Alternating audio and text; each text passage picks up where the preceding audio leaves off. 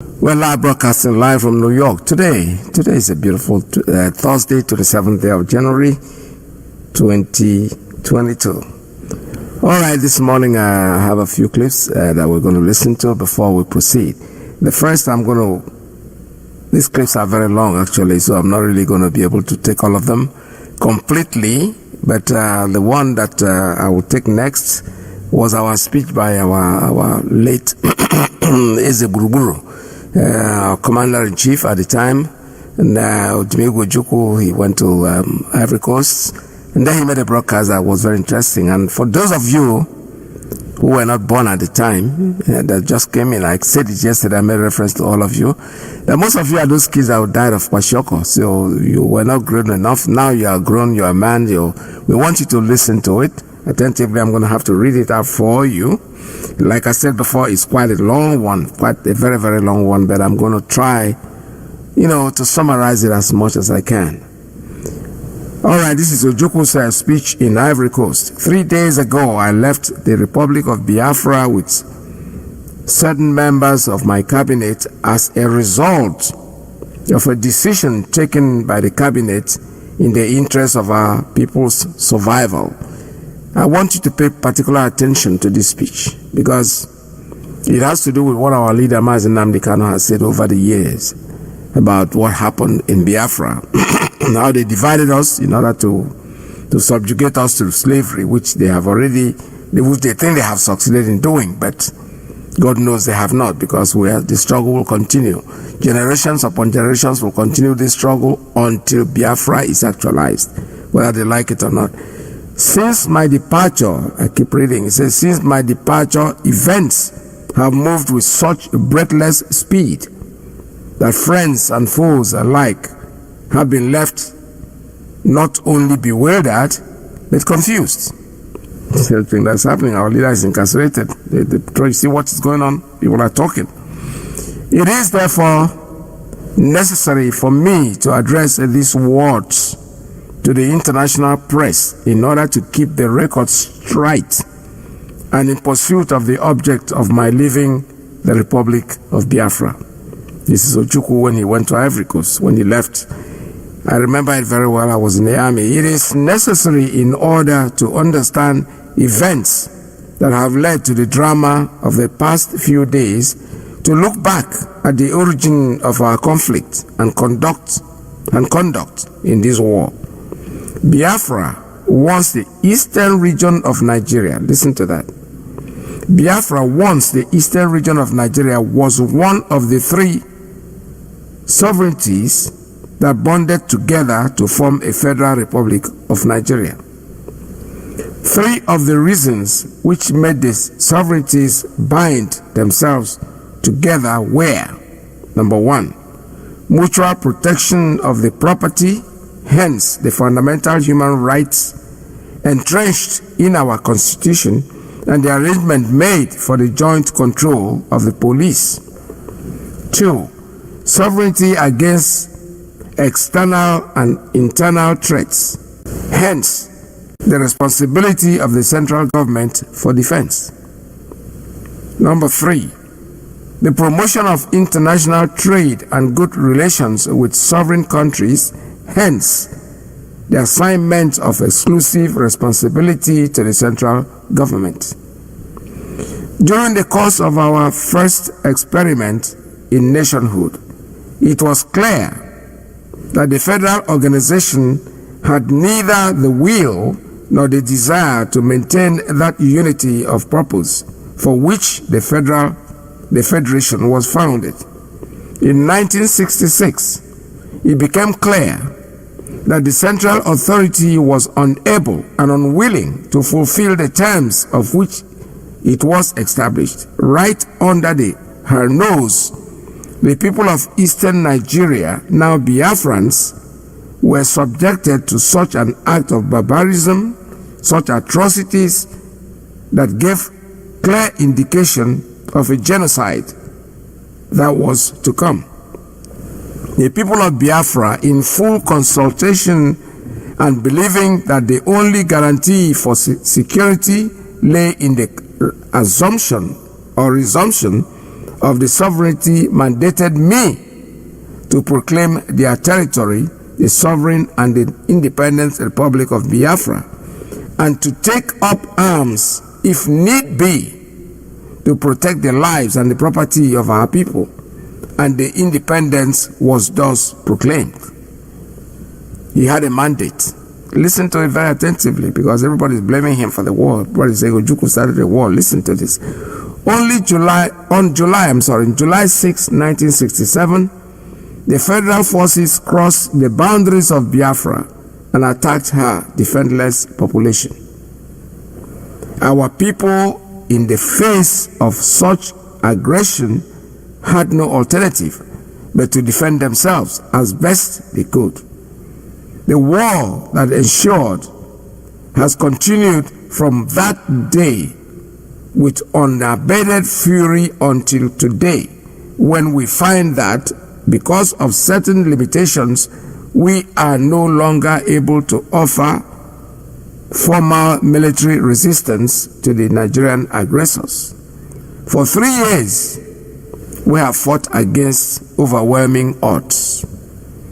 Our conduct of the war has contrasted sharply with that of the Nigerian hordes. We were always aware of our limitation and therefore have never discontinued our efforts for peace and to negotiate settlement. We had relied on the conscience of the world to respect the rights of our people to self-determination and security. We have been frustrated by an international conspiracy against the interests of Africa, yet believing in the justice of our cause and the ultimate triumph of truth over falsehood. Outnumbered and outgunned, we have grimly held back the unrelenting enemy for 3 grueling years with our bare hands. I want you to listen to this. This is very touchy. I remember it like yesterday, honestly. This thing I'm reading right now, with almost tears calling out my eyes, because I remember it very, very clearly as a youth, as a young person. What these people did to us and how our leader, in the face of these odds, had to go out. I know. I was there. I saw it. Nigeria began her recent final offensive against Biafra in October 1969, after months of preparation, which included the starvation of our entire populace to such subhuman level that the movement of enemy troops through our territory became a mere formality. For months, we cried to an unsympathetic world, pointing the anger or the danger of the total blockade and siege warfare at this stage of world civilization. In answer to that cry, our people were further subjected to more deprivation by the drastic reduction of relief supplies, not only to menfolk, but to our women and children, to the aged and the very young, to the old and the infirm. By the end of November, the Biafra armed forces were no longer able to feed themselves. Our civil populace were neither able to feed ourselves nor the army. Yet, over 30 months, our gallant and heroic forces maintained their positions in the sheer hope of a miraculous respite. In the first week of January, the Nigerian forces, by a fast military move, took control of the last areas from where we had any possibility of obtaining food. In quick succession, demoralization set in, threatening national disintegration and bringing in its wake confusion and mass exodus. I gathered together at Ivory during the night of January 8, 1970, those members of my cabinet who could be contacted to review the situation. At that meeting, I presented in firm and clear terms the grim hopelessness of continued formal military resistance. I informed the cabinet that my primary duty in the circumstances was to seek the protection of our exhausted people and to save the leadership of our heroic republic. I therefore offered to go out of Biafra myself in search of peace. I decided personally to lead any delegation in order to give it maximum effect and to speed up matters in order to save the lives of our people and preserve the concept of Biafra. I did this knowing that whilst I live, Biafra lives. Listen to that. I did this knowing that whilst I live, L-I-V-E, Biafra lives. If I am no more, it would be only a matter of time for the noble concept to be swept into oblivion. Before he died, there was Mazi who came off. That's the man that the mantle is handed over to, and he's doing what he has to do. Because he said, while I am alive, Biafra is going to be alive. And there was Biafra getting alive before he passed on. Some of us are privileged to still be here. I call it privilege because I know that most of us even did not make it to be 30 or thereabout, 20 something. But we give grace to Ojukwu for keeping us alive to see. I choose for the delegation, listen to this, the following persons: Dr. M.I. Okpara, my political advisor; Mr. N.U. Akpan, my chief secretary; Major General Madiebo, the commander of my army. You see, he chose these three people to travel with him. N.U. Akpan has always been the secretary from the beginning, even before, I think before the even declaration of Biafra. I think he was a permanent secretary somewhere. Tomorrow they will open up, we are not, these are your sons and your daughters. Like, keep reading. In the fluid and uncertain military circumstances, the cabinet considered it advisable and reasonable that families of envoys in or ongoing abroad should be sent out. My last hours in Biafra before my departure were spent in close consultation with Major General Philip Effiong, whom I had appointed to administer the government in my absence. And his last request to me was to take out his family and to maintain them under my protection. I agreed.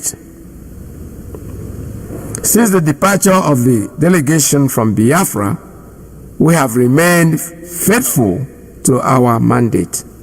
We have made contacts with friends and men of goodwill. We have spared no efforts to mobilize all forces in an effort to take food into Biafra on a gigantic scale. We have taken steps to alert the world to the real fears of genocide at the hands of the Nigerian people. My dear, I said it before that I'm not be able to read this entire thing because it's bringing some tears to my eyes, and I don't think I need to continue reading them. What I'm going to tell you is that nothing has changed since then. We are still in the same predicament that we were before the war started, which is what our leader Mazi has always tried to elaborate for us, for most of us who want to listen, because there are people out there who are so bent on sabotaging what we are doing. And like I'm going to make it as a special warning today. If you want to call my line, please be very ready, because I am out to knock you out if you ever go contrary to what we are doing, because enough is enough. I didn't know that there are some people that have been a suspect, as far as I'm concerned. On my program, they are suspects, and I suspect the way I talk to them will even tell them, if they have common sense, that I'm not finding it funny the way they talk. Today, a lot of people are inboxing me and saying the same thing, exactly the same thing. Whoever is concerned knows himself. I don't have to call names. I don't have time to call names, but if I get those nonsense on my calls anymore, that people come in here to talk rubbish, I will garnish you, I will insult you in the public. I don't give a shit about it. I don't care who you are. I don't care how close you are to me. It does not matter. What matters is the truth. Just speak the truth. I have learned it from my leader, Mazi.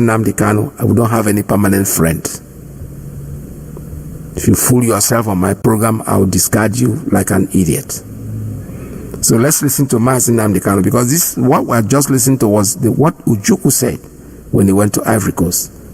Our leader, Mazi, is saying just about the same thing. This is also a long one, but I don't think I'll be able to finish it up. But whatever way I stop, we're able to stop it, so that we can take our calls and discuss these issues. What concerns us is more important, more paramount to what we are doing than what anybody out there thinks. Our job is to actualize Biafra, and we're going to get Biafra regardless of what anybody says. Listen to this. Somebody will bring that will to become the head of state. Let me they knew what was going to happen. Didn't start on the beginning. Ojukwu, so-called Ojukwu. Yes. Somebody will bring that will to become the head of state. They knew what was going to happen. They wanted to truncate the economic miracle of Dr. Michael Obama. I'm telling you, fast. Go and investigate for yourself. In the East, you have the fastest growing economy in the whole world, over 40% every year. In the West, Abele was performing his own miracle as well. Even in the North, Ahmadu Bello and Tafawa Balewa are doing very well. You had all these massive industries in the North. You even had Alamajiris that were employed in the North, meaningfully employed, gainfully employed. They were doing very well. Britain said, no, for us to control these people, we need to impoverish them. Let us introduce this war. There was a coup by Nzogu. And after that, there was the massacre of, as usual, massacre of our people in the North. Ojukwu said, I have to secure my land and my people. They said, no, let's go to Ivory to discuss it. Ojukwu went to Ivory and agreed, restructuring. That's something now you're asking for. To tell you how foolish Nigerians are. They're very foolish. That same nonsense you're asking for now was discussed many years ago. Ojukwu sat down in Ivory with Gowon and decided that regionalism was the best way forward, restructuring, going back to who you were, 1963 Constitution, 1963 Constitution. Be on your own and pay tax to the central government, as they have in America, as they have even in Britain. Britain, you have Scotland that is almost independent, Wales is something, everybody is free, but Britain doesn't want the something they're enjoying to happen in Nigeria. Why? Ask yourself that question. Anybody telling you about one Nigeria is your enemy? I'll prove it to you now. Ojukwu negotiated devolution, regionalism. The North will be on their own, the West on their own, even Middle Belt on their, Midwest on their own, and then the East on their own. It's the same one Nigeria. On their way to the airport, before they boarded the aircraft, a call came from Lagos, from the British High Commissioner in Lagos, to Gowon, telling Gowon not to agree. After having signed the agreement, that same Gowon you're looking at today, God kept me alive so that he can witness the destruction he will bring upon that very zoo called Nigeria. Gowon said no. Do you know all the journalists in Nigeria, none of them have ever gone to go on to ask him, why did he say no to Aburi? Aburi was restructuring. None of those agitating for restructuring right now has ever gone to go on or gone to Nigeria to say, but Ojukwu negotiated restructuring. What happened? They came back and they said no. Ojukwu said, okay, so you want to continue to kill my people all over the place? No. Because of that, I'll declare Biafra. Today, they have brainwashed all of you with the perverse notion and thinking that somehow Ojukwu is responsible for causing a war, when opposite is the case. If not now, that after many years of hammering on this very topic, it has now sunk into the skull of the people that Gowon was the aggressor, not Ojukwu. That's how Nigeria is. Always blaming the victim. And we lost over 5 million people during that very genocidal war. They killed over 5 million Biafrans. They wanted to wipe us away from the face of this very earth. But we survived it, and we are here today. Those they gave birth to, they have come. And this time with a wrath that you cannot even begin to imagine.